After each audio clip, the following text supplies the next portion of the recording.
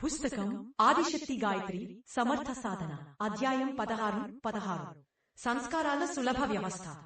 ఇప్పుడు అధ్యాయాన్ని వినండి. శాంతి కుంజ్లో యజ్ఞోపవీత సంస్కారం, వ్యవహ సంస్కారాలు చేయించుకునే మంచి వ్యవస్థ కూడా. ఇందులో ఆడంబరాన్ని ఎక్కువగా చూస్తూ ఉంటాం. ఖరీదైన ఆచారాలు, సాంప్రదాయాలకు కూడా ఆచరించాలి. శాంతి కుంజ్లో ఇదంతా ఎటువంటి ఖర్చు లేకుండా జరుగుతుంది. యజ్ఞోపవీత ధారణతో కలిసి ఉన్న గాయత్రీ మంత్ర అవధారణను ఈ పుణ్యభూమిలో చేయించుకోవాలని పరిజనుల కుటుంబాలు తాపత్రయపడుతుంటాయి. ఖర్చుతో కూడిన పెళ్లిళ్లు మనలను దరిద్రంగా, అవినీతి పరులుగా చేస్తాయి అనేది స్పష్టం. ఇందువలన దీర్ఘకాలం నుండి జరుగుతున్న నవకుండి యజ్ఞశాల యొక్క దైవీ ప్రభావాన్ని అనుభవిస్తూ సంస్కారాన్ని చేయించుకోవాటి.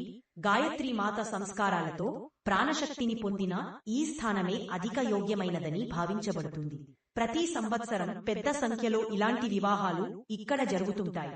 సాధన కోసం ముఖ్యంగా గాయత్రి ఉపాసన శాంతి కుంజ్లో చేయటమే, బంగారంగా సుగంధ మిశ్రితం చెయ్యడమే, ఈ భూమిలో ఉండి సాధన చెయ్యడమే ఎందుకు గొప్పదంటే దానితో పాటు యుగసంధి మహాపురశ్చరణ యొక్క ప్రచార ప్రక్రియ కూడా అనాయాసంగా జోడింపబడుతుంది. ప్రతిభ కూడా సంస్కరింపబడుతుంది. తద్వారా రాబోయే శతాబ్దంలో మహామానవుల స్థాయి భూమికను పోషించే యోగ్యత లభిస్తుంది. ఇది యుగశక్తి గాయత్రి మిషన్ నిర్వాహకులకు ఇచ్చిన భరోసా.